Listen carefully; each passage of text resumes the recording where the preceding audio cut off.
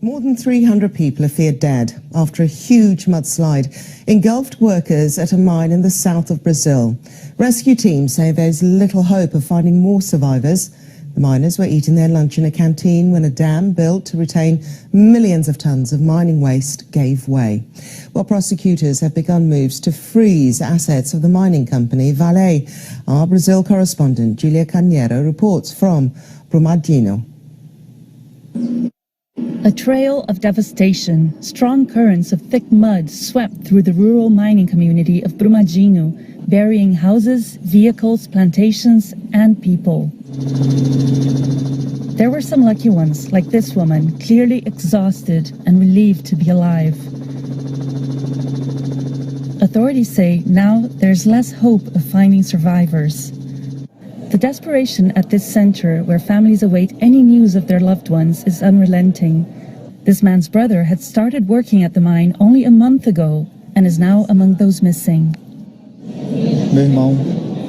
I don't think there is any hope. They will hardly be able to find any bodies there. Many won't have their children, parents, brothers to bury. That's the reality. The dam above the mine held back 10 million cubic meters of residue from previous iron ore extraction.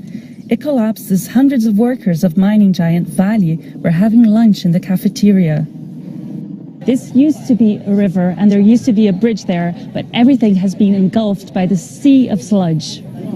The company says what caused the collapse is still unclear, but the damage is visible everywhere, as President Jair Bolsonaro could see for himself as he flew over the area. The government set up a crisis cabinet to respond.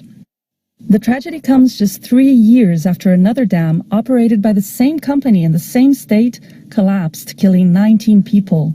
It was the worst environmental disaster in Brazilian history. With Brumadinho's Paraupeba River now engulfed in mining waste and hundreds of families in mourning, city residents and the whole country are asking how this was allowed to happen again. Julia Carneiro, BBC News, Brumadinho, Brazil.